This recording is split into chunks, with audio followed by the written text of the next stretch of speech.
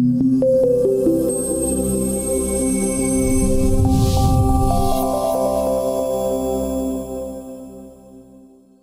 what's going on, everybody? Brian here with Revenue Pro Tips. Welcome back to another awesome video. Now, for those of you just now checking out the channel for the first time, I want to say thanks for checking us out. We appreciate and value your time and hope to deliver some awesome content to you as we do every single week. Now, if you have not already done so, please do at any time during the video hit that little red subscribe button below and the bell notification right next to it. Also, give us a thumbs up if you're liking the video. All right, now we're going to jump on into the video, and today we're talking about the Cashflow Quadrant. Now, this is a book, the title of a book by a gentleman by the name of Robert Kiyosaki, author, world-renowned author, and speaker, and kind of coach and mentor in the financial literacy area. Right, like I said, New York Times multiple best-selling author with the Rich Dad series of books, which I don't know how many books he has now. He has quite a few. I probably have about 6 or so myself. You know, many people know him for Rich Dad, Poor Dad, one of the best-selling books, you know, definitely in terms of talking about money and finances ever.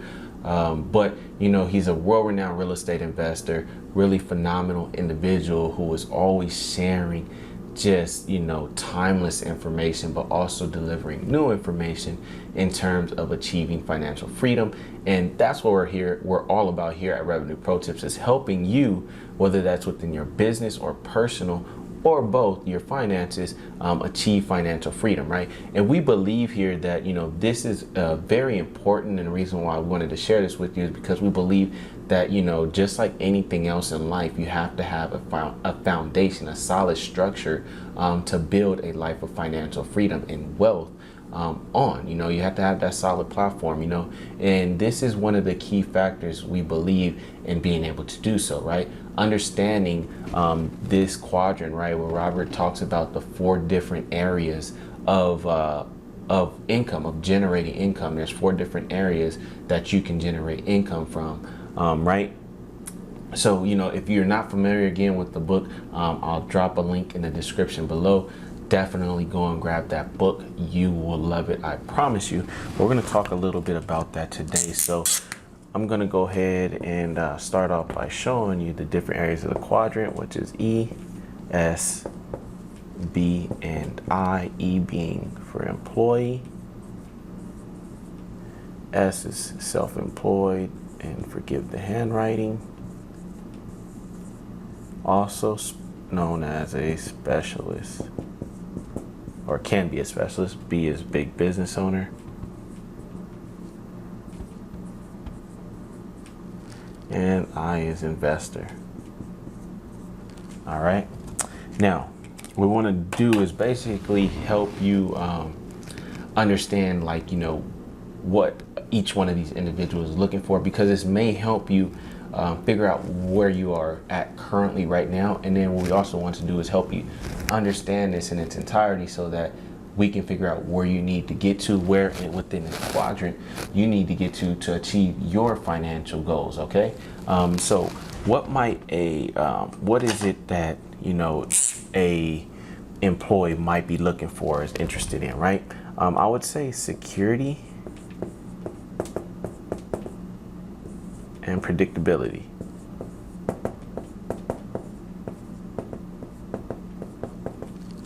All right. So an employee is going to be someone who says, you know, I want something with, you know, I want a steady paycheck, right? Steady pay, right? They're looking for something where they can get benefits, medical, dental, vision, stuff like that. Perhaps, you know, some sort of retirement plan, like a 401k, if I don't know how people still believe in that, but anyways, yeah. And maybe a set schedule, right? They want to know how much time they're going to be there. 8 hours, I'm gone. All right. So, you know, this is something that the employee is looking for. This is the employee's mindset. All right. You know, they believe in climbing the corporate ladder, trying to climb up the ladder after 20, 30, 40 years. You know, they're trying to go about it that route, right?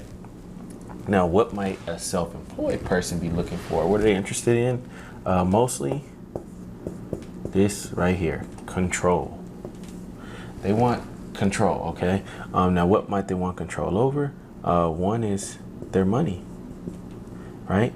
An employee is somebody who is willing to trade time for money, okay? So the employee is going to trade time equals money.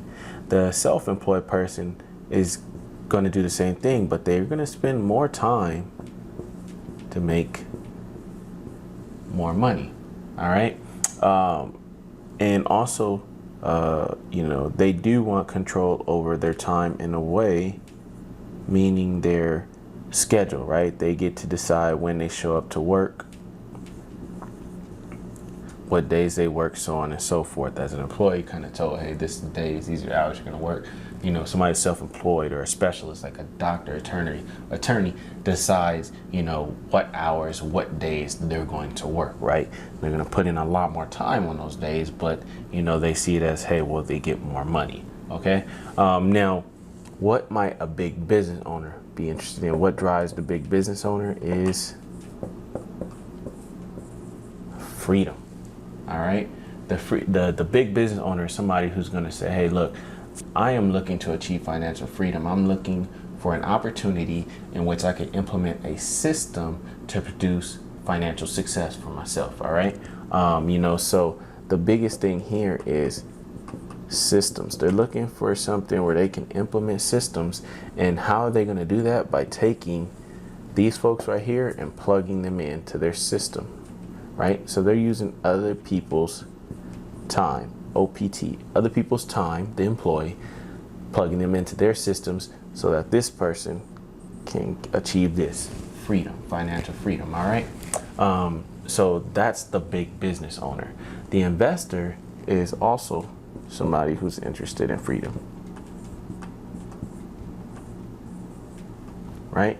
But the investor is going to will also use OPT and OPM, other people's money, right?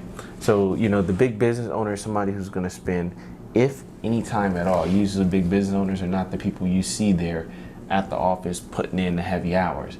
They might get involved in the operation a little bit here and there, more or less time to oversee it, but they're going to make a lot of money, right? They don't want to be, as a big business owner, heavily involved in at least the daily operation of the business. They want to spend very little time, if any at all, in that.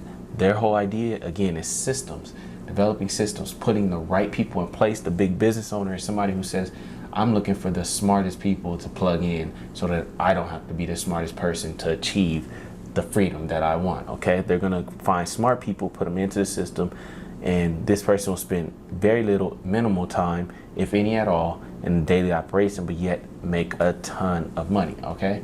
The investor is somebody who's going to use other people's time, right? And maybe not necessarily as employing them, but in a way utilizing other people and their time in regards to researching investment opportunities, okay? And then as far as the OPM, other people's money, as an investor, you can use either your money that you might have saved up. If you don't have money, it doesn't mean you cannot be an investor.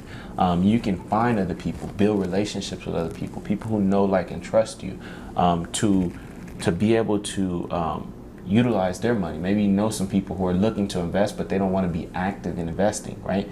So they're going to use you, in a way, your time, if you can research, or maybe you even delegate that to somebody, and in a way you both are using other people's time, but you end up utilizing other people's money to make investments, right? And if you're utilizing somebody else's money, even if you give them the greater majority of the profits, you still make a little bit yourself, but you didn't invest the money, right? You can, of course, you can use other people's money and yours at the same time.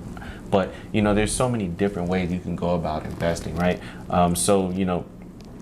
Really, and also you can actually do that over here too. Many people start businesses and they get investors to fund and build up their business, right? Especially if you're starting a large, big business, we'll go into some of the cons, but, utilize other people's money and time on the right side of the quadrant. This is what these people specialize in, right? That's how you achieve the freedom. You utilize the efforts of other people in various ways to get what you want, in a way, right? And if people want to be employees, there's nothing wrong with that, because by creating the big business, you give them an opportunity to do what they want, get what they're looking for here in their security, their benefits and stuff like that. So if you create the big business, you employ these folks, you're getting what you want, and they have no problem with it because they're getting what they want over here. Okay.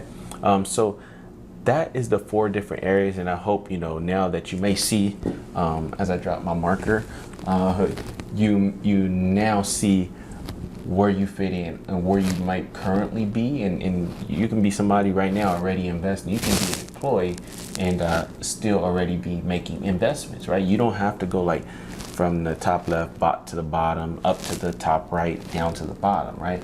You find your opportunities, right? If you're building relationships with people already, you can maybe utilize other people's money to start investing in something, and you utilize the time, but you utilize other people's money. Okay. You can be somebody who has a job but starts a side business, right? Becoming self-employed in a way as well.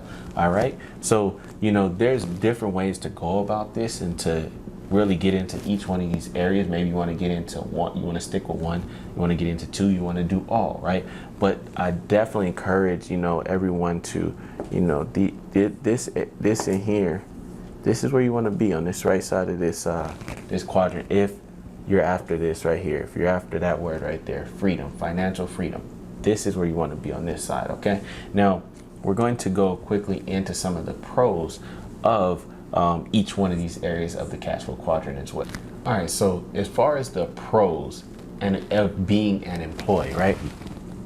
One would be, as we discussed earlier, steady, consistent pay, okay? Whether that's weekly, bi-weekly, monthly, right? That you can rely and count on the fact that you're gonna have a paycheck coming in, okay? So one would be the paycheck. Another one we mentioned earlier is benefits, right? You're full-time employee working for a good company who offers benefits. That if you have any medical concerns or anything related to that, that you're covered because you have the opportunity to have benefits. All right. The next one would be colleagues, right? So I think what goes along with a lot of people want to be employees or okay with being employees because it's what's comfortable, it's what's known, right? It's what's pushed upon us as we grow up from being kids, and we're constantly through the school system, so on and so forth, being brought up to basically be employees. Okay, so it's what's known, and often people want to work with people they like. So as you get into a job, if you chose to actually be there at the job and you enjoy it, and chances are you're going to find other people who enjoy it as well, because they wouldn't probably apply for the job if they weren't interested. So you get to build relationships with people who kind of do the same thing, and that you see on a consistent basis. So it could be a good thing that you're working with the same people continuously, basically every single day, right? You don't have to worry about dealing with all kind of different people every single day. It's kind of, if you work a job in an office, you might see the exact same people talk about the same exact things, doing the same exact things every single day. And a lot of people like that, which is okay. All right. Colleagues is one.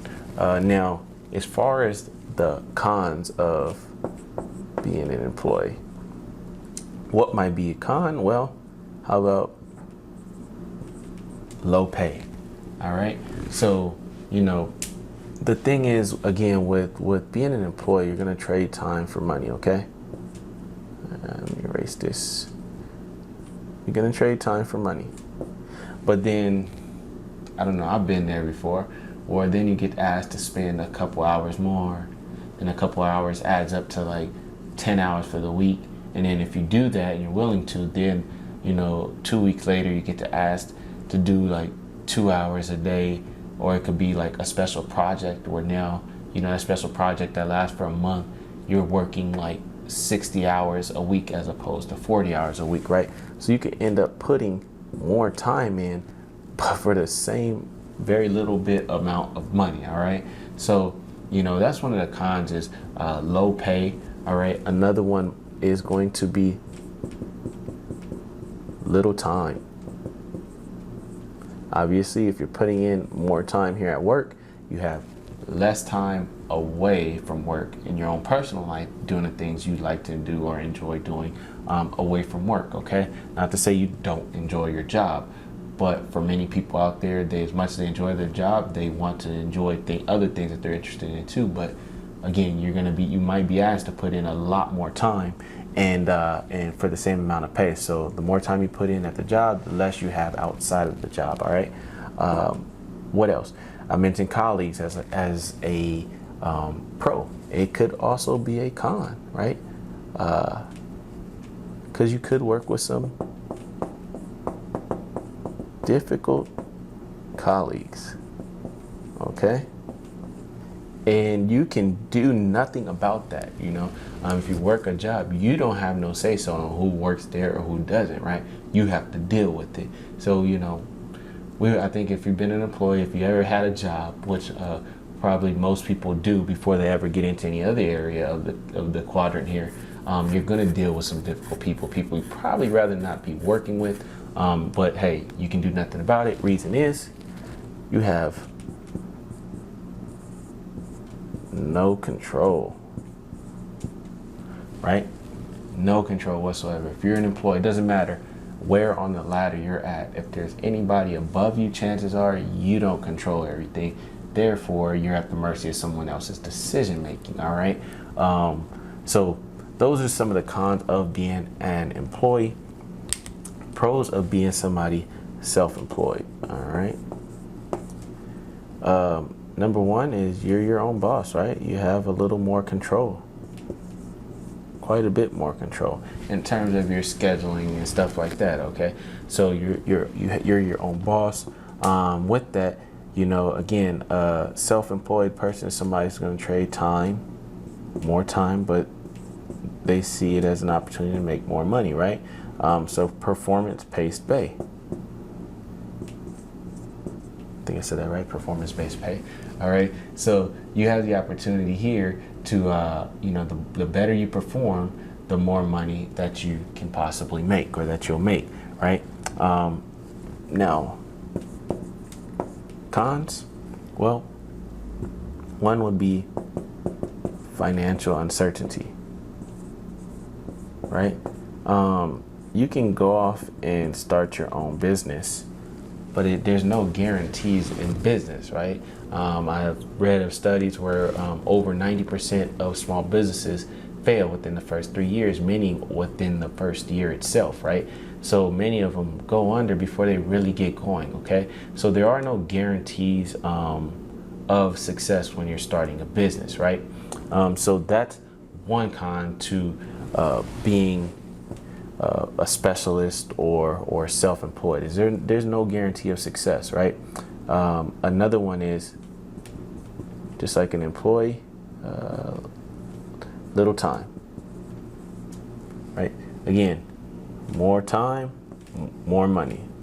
So yeah, you're gonna make a little bit more money here, but you're also putting in more time. So again, you don't have the time that ideally most business owners would like to have, and part of the reason for many people going and starting businesses. All right, so you know, little time again is another con. This one is huge right here. Lots. Where is that? All caps right there. All right. Lots of taxes, right? And I didn't put that up here, but I should have taxes. Okay.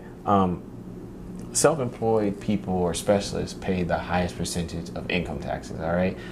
You know, employees alone, depending on your tax bracket, could be paying up to 30+% in income taxes. All right.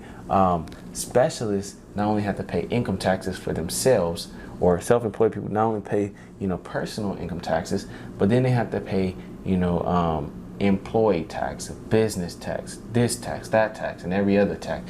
It's insane how much self-employed people within, you know, people within the S quadrant here, part of the quadrant, pay in taxes. It's almost like a robbery. It's pretty bad, right?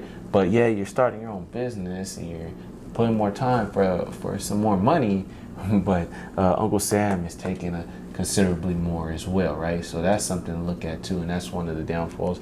And with that, again, having what I mentioned, like employee tax. So if you hire employees, you got workers' comp. And I wouldn't say let that deter you from starting a business, whether you're small business or big business owner. There are chances of someone getting hurt and having some kind of workers' comp situation, but that's just something that comes along with employing other people within your business, all right? So moving on to the right side, some of the pros to a big business owner. One, you're your own boss. Big boss now. Big boss now, all right? Another one is OPT and OPM. All right, now we're talking other people's time and other people's money.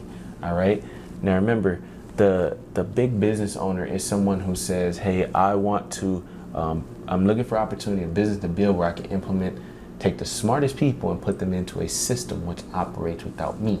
Okay, but I can make a great return. All right, so the OPT is other people's time. You give this person here, the employee who's interested in the benefits, the consistent pay and all that, you give them what they want by plugging them into your system as a big business owner, and you get what you want, right? So you use other people's time, being the employee here, to build your business. Also, as a big business owner, many people who build big time business entities, if you have the network, if you have the contacts, utilize other people, find investors, people to invest into them building their business. All right, so you can either use and fund your business all yourself, or you can get other people to help you do that by utilizing some of their money, all their money. There's different ways to work it, but to build your entity there. The biggest benefit probably of a big time business owner is taxes, right? Building a big time business will get you some of the largest tax breaks that there are. Now, I'm not some legal expert, so I'm not going to dive into all that. But again, if you read Robert's book, if you read the Cashflow Quadrant, if you do your research, your due diligence, you'll see that, as one of my mentors once told me, Brian, us rich people, we don't get rich by how much money we bring in, but how much money we keep. Right? So it's not necessarily all about the income, even though I believe income is king. You got to have some money coming in, I believe. And that's most important. But how much money do you keep, right? Because if you're an employee, and many of you employees out there, if you've ever been an employee, you know that as much as you work for your money, you're not the first person who gets to see that money or have that money. The government does. Uncle Sam does. They take their cut before you ever get yours, and you're the one that works so hard for that, all right?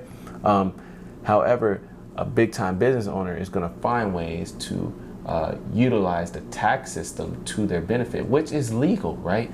So you don't necessarily want to hate these people or not be like them. What you want to do is learn how to utilize and leverage the system that is legally created, like they do, right? Both on the big business owner and the investor, right? So because of that, right, this person has a great shot at financial success. Achieving that freedom, again, that those on this side are so after, right? They're so hungry for is financial freedom, right? And for many reasons, they have the greatest shot to achieve that. Now, what might be some cons of owning a big business? Well, again, just like small business, big business, no different. Financial uncertainty. Something like that. Again, there's no certainty here. There's no certainty in any business, large or small. It doesn't matter, right? You're putting, if you're using other people's money, your money, you're putting that on the line, right? There's no guarantees in business, right? But as Warren Buffett once said, the more you know about a thing, the less riskier that thing is. So what you want to do is become as knowledgeable, as familiar as possible with a business, with an investment, if you're an investor, as possible, so that you can reduce your risk. You might not totally eliminate the risk, but there's you give yourself a better chance of success. All right, but there is the financial uncertainty. Another thing is managing people. So, when you start a big time business, and if I stand correct, Robert Kiyosaki mentions that to be considered a big time business, you have 500 or more employees working for you, or X amount of revenue coming in yearly. But managing people, if you have 500 more people, that can be pretty difficult, okay? Because you might hire the smartest people, but don't mean they're not difficult people, okay? And then if you get 500 people together in an organization, they're not all gonna agree with each other, see eye to eye, right? So you're gonna have some challenges, and that's just part of running a business. Even if you have a small business and you have just 2 or 3 employees, you're different people, so they're gonna have different opinions, different ideas, right? So not everybody. So it can be a challenge to manage people, but it can be a great thing too, right? But if just say, if you're not into managing people, if you're one of those people who just wants to show up to an office, show up to work, and not worry about other people, just do what you have to do, probably whether it's small or big business, it probably is not for you, right? But again, you have to look at it. Do you want financial freedom, or do you want financial headaches for the rest of your life? All right, if you want freedom, then you need to get on this right side of the quadrant. All right, some pros of being an investor.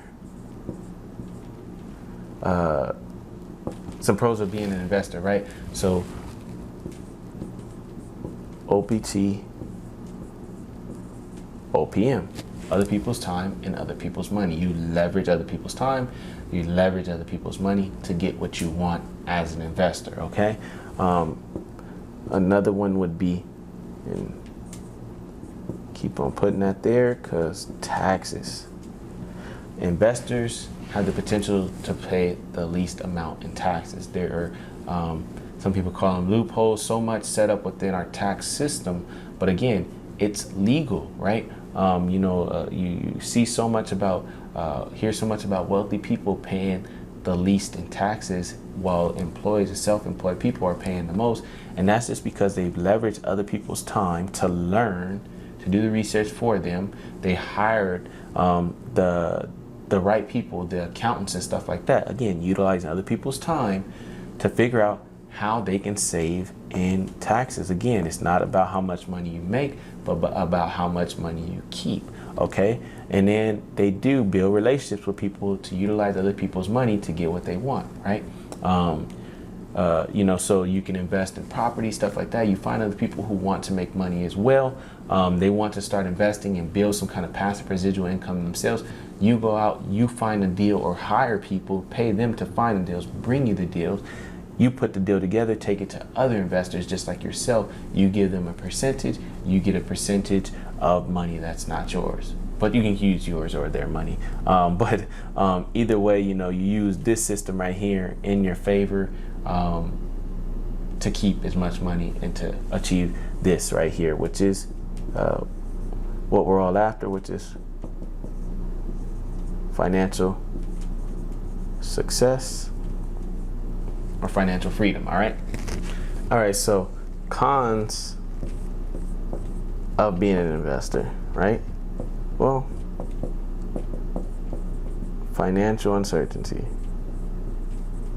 Because just like, hey, small business or being a specialist or being a big time business owner, there are no guarantees as being an investor. As an investor, you can invest into companies through, like, say, stocks and stuff like that. So you can invest into the stock market, buy shares of like Apple, Amazon, even small companies that are new to the market, whatever. But being that they're businesses, whether large or small, there's no guarantee of their success, okay? So you're taking a financial risk, right? You can invest directly into, like, say, a real estate or a business deal through somebody they're starting the company. So you can be like what they call angel investors and stuff like that. People on the very start of something, a company, you can invest directly into there that way instead of going into the stock market to do it once it's on the stock market, right? You can be early on, help fund the business and stuff like that. But again, small or large, no certainty, no guarantee of success, right? So, within the S, within the B, within the I quadrants, there's going to be risk. Within all of them, there's pros and cons, as you can see. Now, but if you really want what most of us are after, which is the big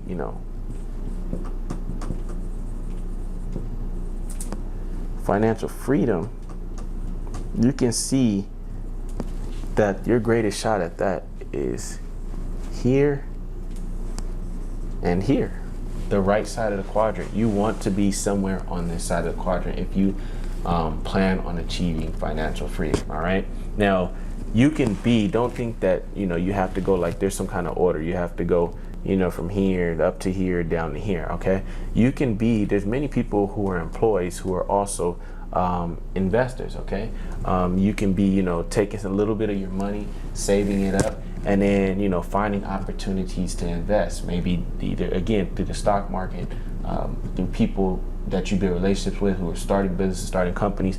Those people who start these businesses are going to be looking for people to help them get their businesses going, right? Because who would want to use all their own money if you can possibly use other people's money, right? If you understand business, if you understand how this all works, you're going to want to utilize other people's money. And hopefully you both win, okay? So you can be an employee who is also an investor. You can be an employee who comes down here and starts your own business, some kind of consulting.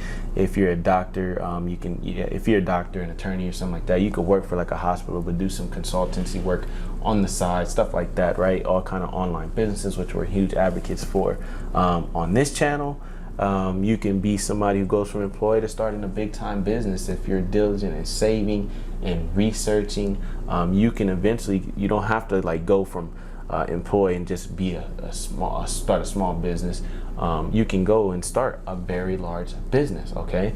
Or you can start with a small business, build that up, and then let that evolve into a large business. All right, there's so many different ways to go about this, but what is the easiest way, I think, to the best hack to go from this side of the quadrant over here to this side over here?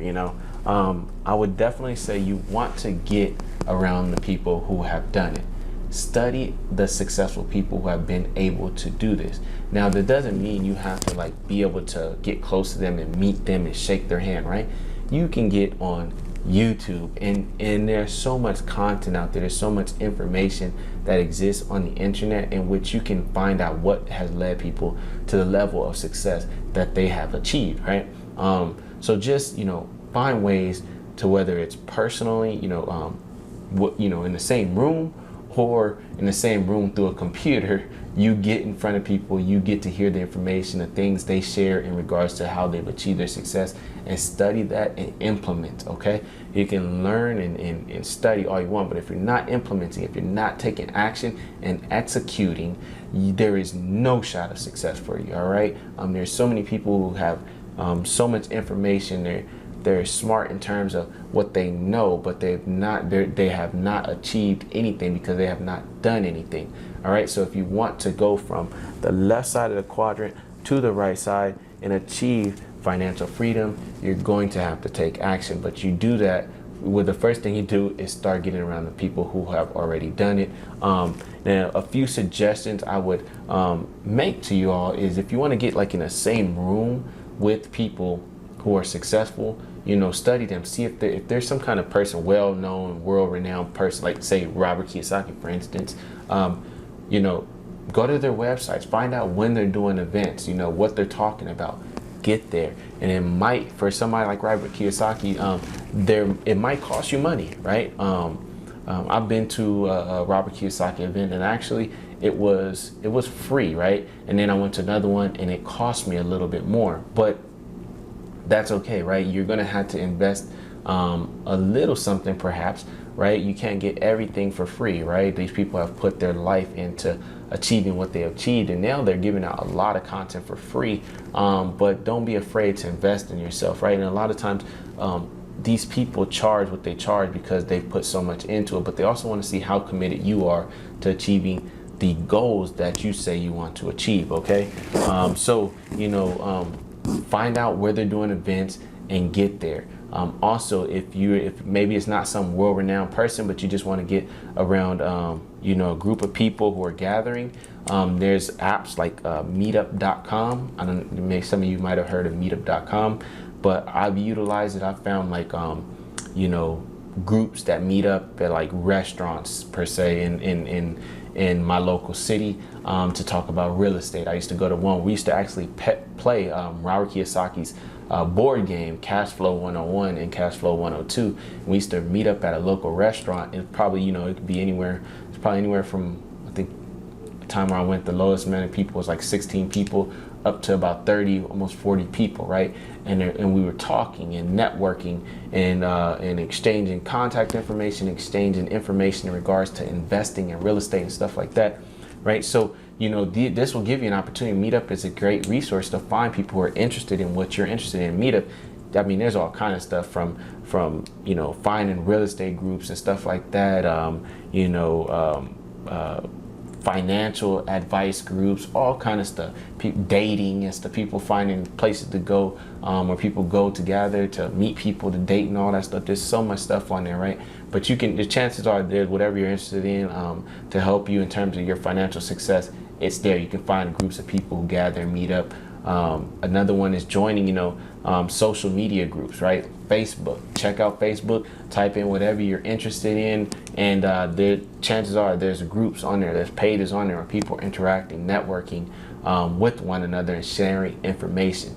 Get involved, grow within the community, whatever it is whatever group or page that you join in terms of your financial interests or how you're going to achieve your financial success.